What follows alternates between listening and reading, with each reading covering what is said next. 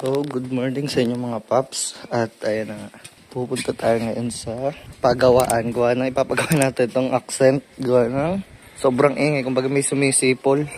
So, ayun nga pala si Una guys. Ayan, dyan muna pinark. Cold start muna tayo. Bale, nangyari nga pala dito guys. Ayan o, bigla siyang sumipol. Parang kargado. Parang naka-straight pipe. Pero stuck na stuck naman kasi ito eh. Ayan, start muna natin. Yeah, mamaya may malakas ang sisipol day yan. Bali mag-cold start tayo ng mga 5 minutes. Ayan. Di gastos na naman ito. Bali ang gagawin muna natin ay check up.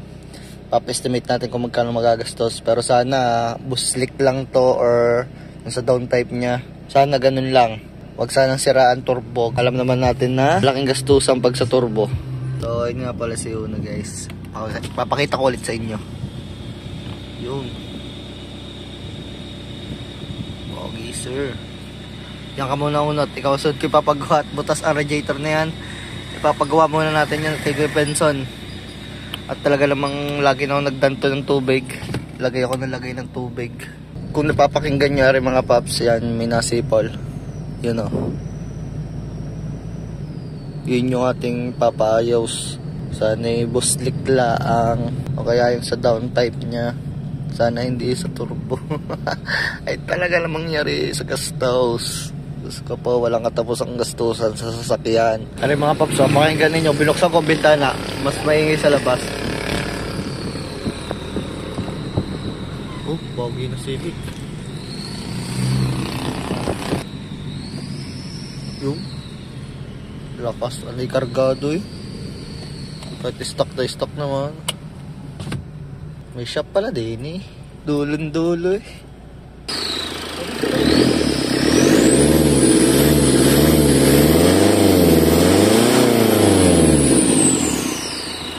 Nga sir, i-start mo nga. Rinig dito sa ano. Turbo. Ha? Turbo.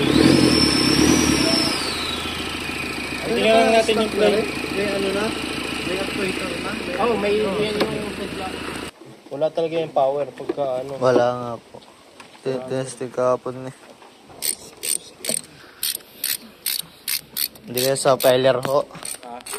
Sa peller kaya.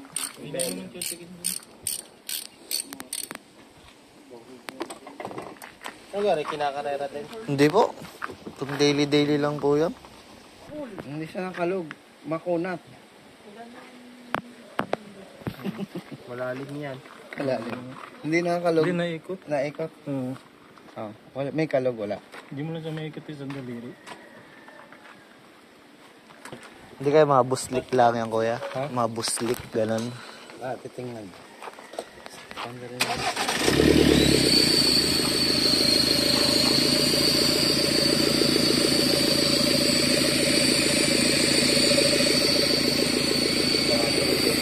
Sana hindi sa peller. Reb!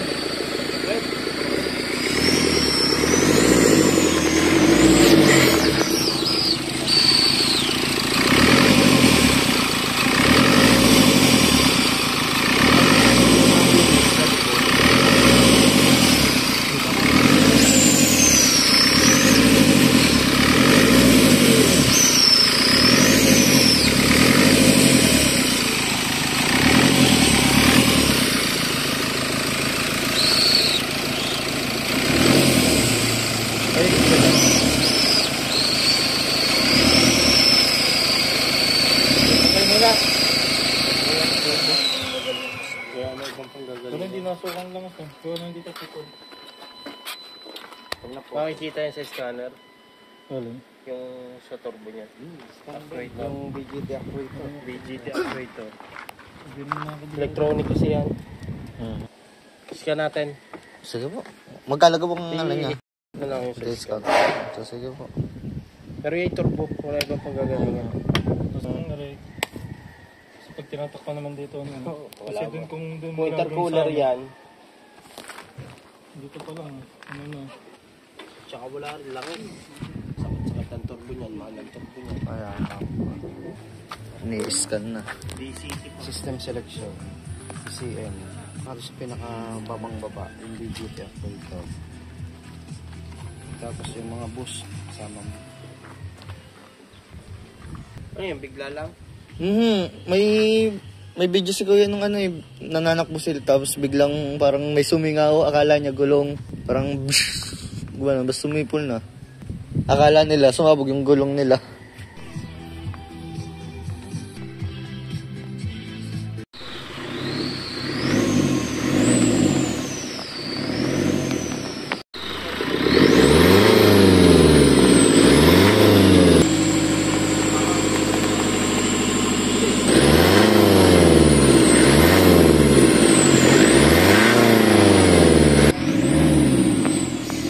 Yeah, normal pa yan pag itim ang usok.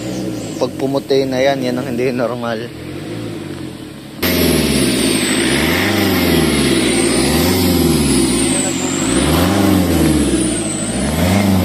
Ipapitik mo na lang ang turbo niyan. Kaya ano,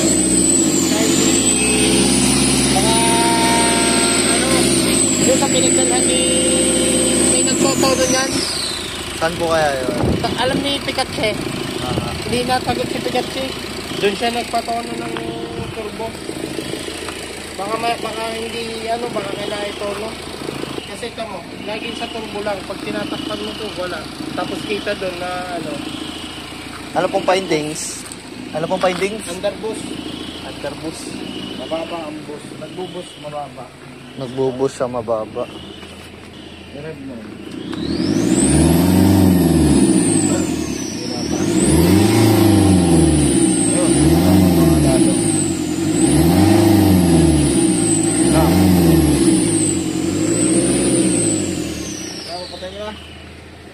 Ayan, bali, ang nakita parang di daw siya nagbubus. Tapos, ayun nga, sabi ko, papacheck ko yung yung sa exhaust niya. Baka doon sa downpipe, baka mamaya putol, ganyan. So, ipapataas din sa lifter. Sana lang, sabi baka ipatono daw natin yung turbo, isa nang i-tune lang. Tinanggal muna yung Hilux at ilalagay yung accent.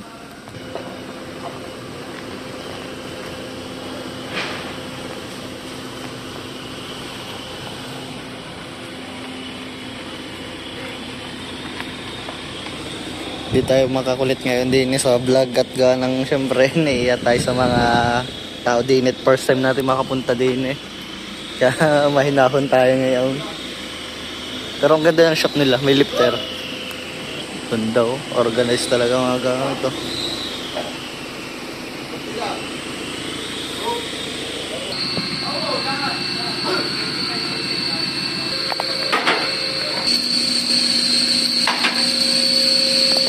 Inangat na.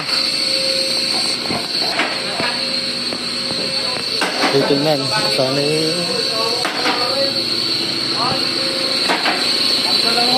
ayun! Sasabi na Ito na. Ayan na. Sige. Bunot ang hose. I-over na yung clamp dito. Yung clamp dito ibang. Iba na mga hose niyan. Yan, kutob ko din nga yung yung sauce na yun. Kaya pala sa turbo na singaw. Aha.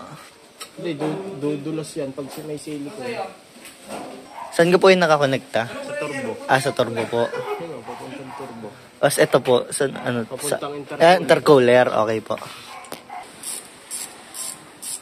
Kaya siguro akala ni na Kuya yung biglang singaw niya, akala sa gulong. Ano? Natanggal yung nagko-connect doon sa may intercooler tsaka sa turbo.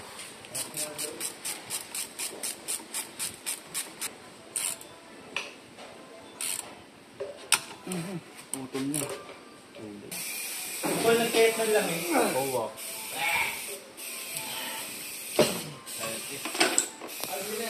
Daming leak. Ito lang yung Malangis-langis Start. The moment of truth. Yung. Put nga lang.